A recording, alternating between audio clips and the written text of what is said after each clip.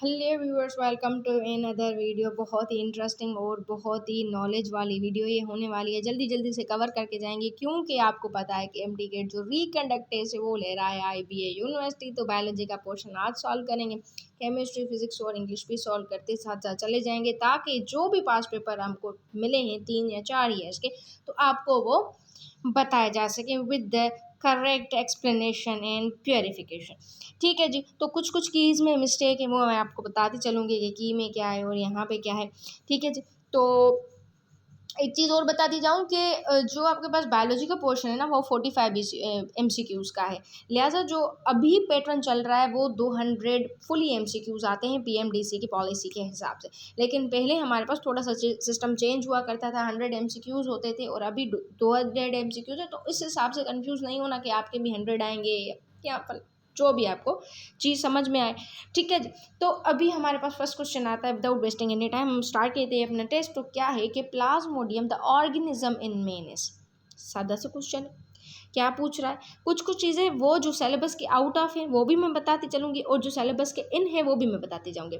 अभी आपसे क्वेश्चन पूछ रहा है सादा सा, तो सिंपली जो प्लाज्मोडियम है ना वो एक प्रोटोजोआन पैरासाइट है जो हमारे ह्यूमंस के अंदर मलेरिया काज करता है। फिर वो प्लाज्मोडियम के बहुत सारे टाइप्स हैं जिनमें से हम बहुत ही अच्छा वाला टाइप जो पढ़ते हैं वो पढ़ते हैं वेवेक्स। ठीक है जी। तो ये एक क्वेश्चन हो गया आपका। उसके बाद इसका जो करेक्ट ऑप्शन है अगर मैं लिखती जाऊँ, ठीक है, अगर मैं लिखती जाऊँ तो yes, here is question option number A. Then we have the study of tissues is called. Study of tissues को हम क्या बोलते हैं? हिस्टोलॉजी। बिल्कुल सिंपल सादा सा क्वेश्चन, ज़्यादा डीप में जाने की नीड ही नहीं है। तो इसका भी जो करेक्ट ऑप्शन बनेगा आपके पास वो बनेगा ऑप्शन नंबर ए। अच्छा जी, चलते हैं नेक्स्ट MCQs के जान। The structure and functional unit of an organic chemistry organic biology is. Functional unit हमारा क्या है? सादा बिल्कुल सादा सा क्वेश्चन। इसका जो करेक्ट ऑप्शन बनेगा आपके पास वो बनेगा ऑप्शन नंबर सी। उसके बाद study of chromosome is known as. Study of chromosome को हम क्या बोलते हैं? यहाँ पे ना ऑप्शन बिल्कुल सही है लेकिन क्या है ना, इसकी थोड़ी सी स्पेल में चेंजिंग है। ठीक है, इसका करेक्ट ऑप्शन बी ही है। लेकिन क्या होता है कि आप थोड़ा सा कंफ्यूज नहीं होना, तभी मैं बता रही हूँ। स्टडी ऑफ क्रोमोसोम्स को ना हम बोलते हैं साइटोजेनेटिक्स। जेनेटिक्स क्या बोलते हैं? साइटोजेनेटिक्स। ठीक है जी। तो इस तरह से ये क्वेश्चन था। तो इसका जो करेक्ट ऑप्शन है study of chromosome is known as cytogenesis. उसके बाद which of the following element chlorophyll lack. अभी हमारे पास क्लोरोफिल कहाँ पे होती है बच्चों? तो वो होती है हमारे पास प्लांट्स में। तो प्लांट्स में अगर जी क्लोरोफिल है तो क्लोरोफिल कौन सी चीज़ लेक करेगी? तो क्लोरोफिल लेक करती है हमारी आयरन। ठीक है। अच्छा, क्लोरोफिल मतलब लेक तो आयरन को करती है, मैंने बता दिया। ठीक। लेकिन एक चीज़ और को ये लेक करती है, आपके लिए एडिशनल बात बता रही हूँ, वो होती है सल्फ़र। सल्फ़र। ठीक है। और सल्फ़र को वो मतलब उसमें क्लोरोफिल में सल्फ़र नहीं होता। ठीक है। लिहाजन आपके पास मैग्नीशियम होता है, नाइट्रोजन होता है, ऑक्सीजन होती है, कार्बन होता है, हाइड्रोजन होता है। ठीक हो गया जी। मतलब जो एडिशनल बातें हैं ना हम वो भी करते जाएंगे क्योंकि 45 MCQs में से हमें इन चीज़ों को समेट कर 90 MCQs बनाने होते हैं ताकि जो कन्वेंशनल पॉइंट ऑफ व्यू बने तो वो भी हम बताते जाएं। All the steps are respiration expect. सब रेस्पिरेशन के प्रोसेस अभी आपको खुद पता होगा, आपने तो ये खुद पढ़ा होगा, ये तो मेरे को एक्सप्लेन करने की भी नीड नहीं है। जो नंबर 6 क्वेश्चन है तो उसका जो करेक्ट ऑप्शन है वो ऑप्शन नंबर बी है। Krebs cycle, electron transport chain, ETC या ग्लाइकोलाइसिस, ये हमारे पास सारे जो है ना रेस्पिरेशन की चीज़ें हैं। Then we have question number 7, which of the following is photosynthetic equation. ये भी आपके बुक में लिखी हुई है बिल्कुल सही से लिखी हुई है कि 6 मालिक्यूल कार्बन डाइऑक्साइड के, 12 मालिक्यूल पानी के, क्लोरोफिल और सनलाइट के प्रेजेंट में आपके पास ग्लूकोज बन जाएगा और उस ग्लूकोज के बाद आपके पास जो खारिज हो जाएगी वो हमारे पास हो जाएगी ऑक्सीजन। तो इसका जो करेक्ट ऑप्शन है ये बन गया आपके पास। Which of the following structure insect legs. Insect के पास क्या नहीं होता? ठीक है। अभी आपको पता है कि जो गिल्स होती हैं ना वो फिशेस के पास होती हैं, तो इसलिए इंसेक्ट में कोई सी भी गिल नहीं होती। ठीक है। विच of the following is primary consumer. अभी थोड़ा सा कॉन्सेप्ट बनाते हैं कि पहले प्राइमरी कंज्यूमर होता क्या है। तो जो प्राइमरी कंज्यूमर्स होते हैं उनको हम ऑटोट्रोफ्स भी बोलते हैं। ठीक है। तो प्राइमरी कंज्यूमर्स हमारे पास हर्बीवोर्स होते हैं जो हमारे पास फीड करते हैं प्लांट्स पे या फंजाई पे। ठीक है। तो जो रेबिट है ना, काऊ है और माउस है, ये हमारे पास एक प्राइमरी कंज्यूमर की करेक्ट ऑप्शन बनती है। ठीक हो गया जी। सो काऊ क्या है, अभी अभी बता के आई हूँ कि बेसिकली काऊ हमारे पास एक प्राइमरी कंज्यूमर होता है। इसको ज़्यादा अभी एलाबरेट करने की नीड ही नहीं है। ठीक है। Community along with non living components, बिल्कुल सादा सा क्वेश्चन कि कम्युनिटी अगर जो नॉन लिविंग कंपोनेंट्स के साथ हो तो उसे हम इकोसिस्टम बोलते हैं। There are how many factors in ecosystem. ये जब हमारी पुरानी एडिशंस हुआ करती थी ना बायोलॉजी के बुक की, तब ये क्वेश्चंस वहाँ पे हाईलाइटेड हुआ करते थे, मतलब फुल बुक लाइंस हुआ करती थी।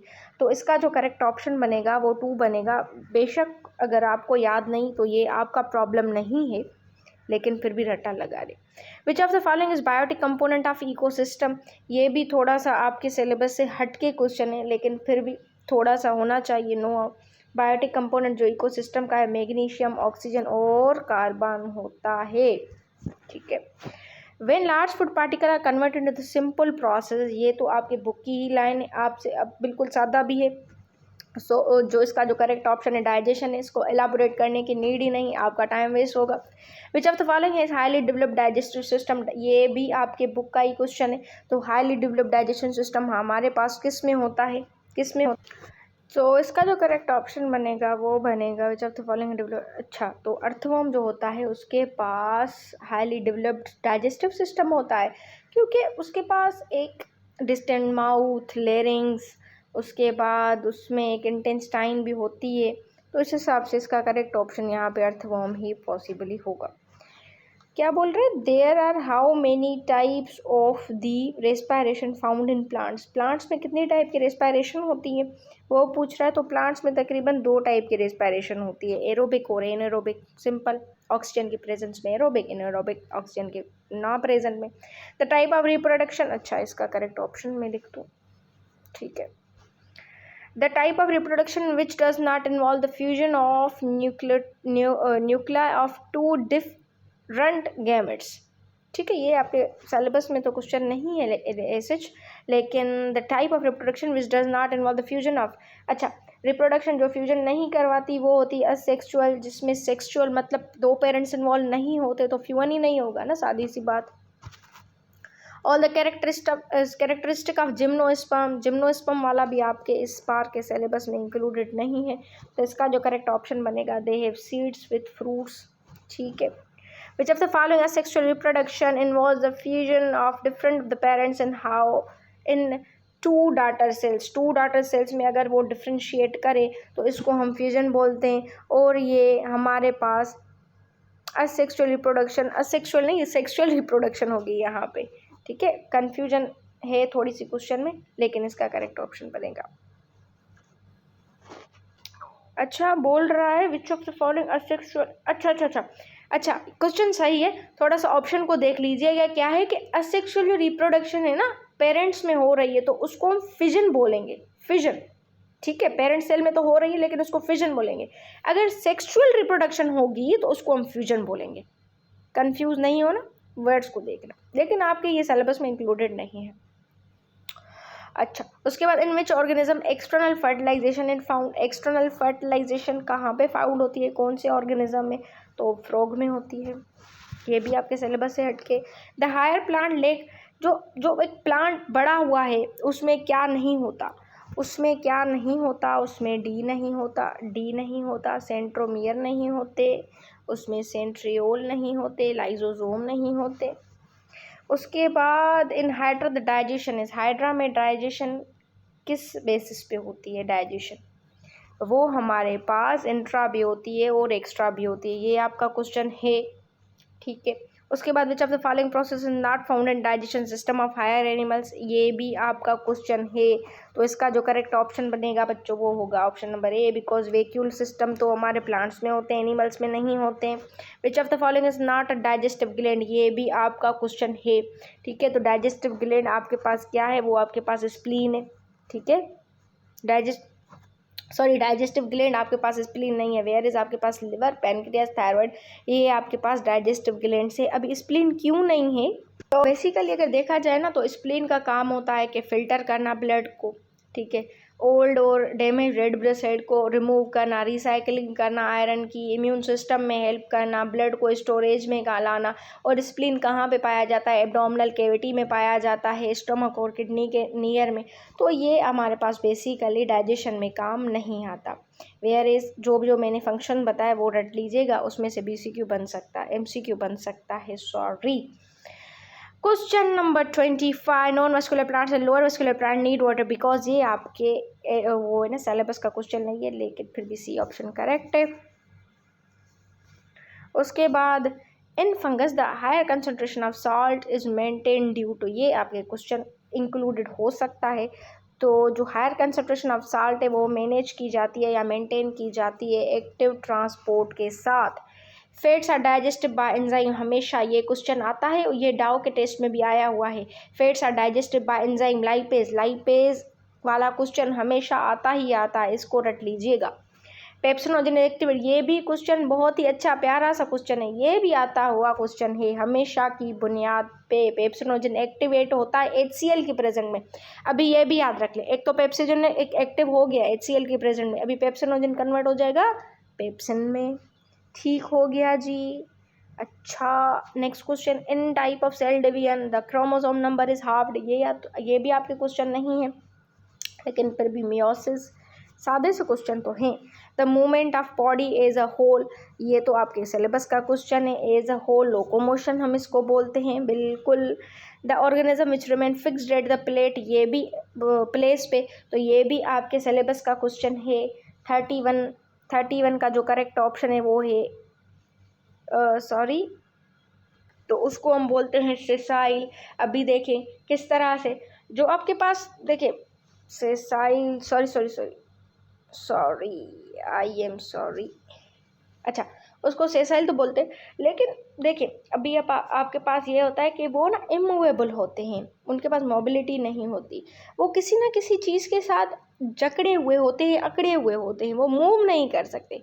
अगर वो एक जगह पे फिक्स नहीं होते ना तो हम उसको बोलते मोबाइल हैं वो, ठीक है, लेकिन ये फिक्स्ड है। उसके बाद आपके पास नेक्स्ट क्वेश्चन आ गया, the father of genetics is called, genetics का फादर कौन था, वो तो हमारे पास सिंपल सा क्वेश्चन है, मेंडलीव था।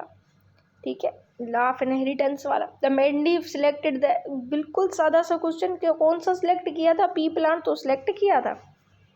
उसके बाद smallest unit of taxonomy classification, ये भी आपके सिलेबस का क्वेश्चन हो सकता है। 34 आपके पास जो करेक्ट ऑप्शन है वो है स्पेक्टर, की में आपके पास smallest unit of taxonomy classification is Spectre.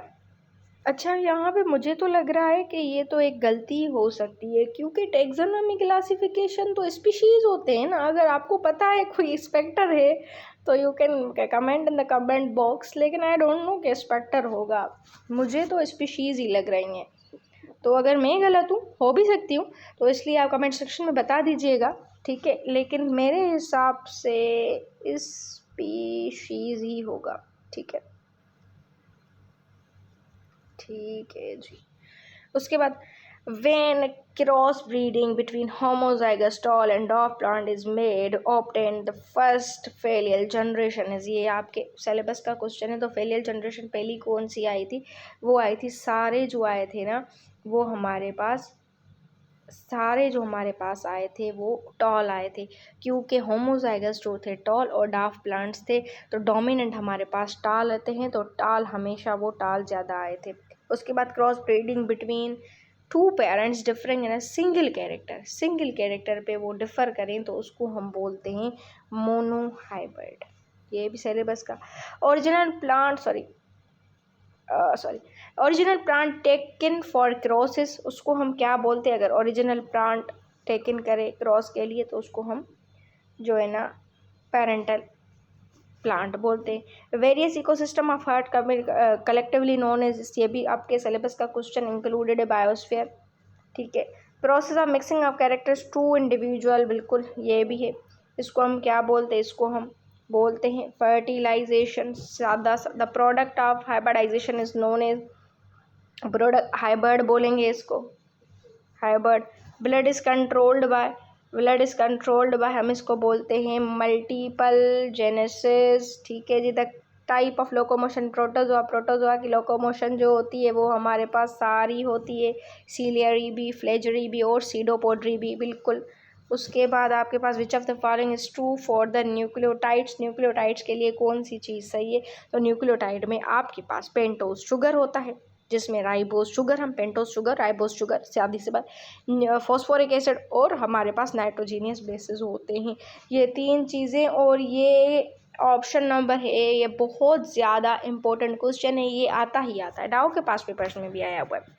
Penicillin is obtained from, penicillin कहाँ से आपके पास आता है, फंगस से, सादी सीज। The stage from division of organism to adult is called 45 MCQ development, हम इसको बोलते हैं। सो टेस्ट बिल्कुल ही आसान था। ये हो गया हमारे पास बायोलॉजी का पोर्शन।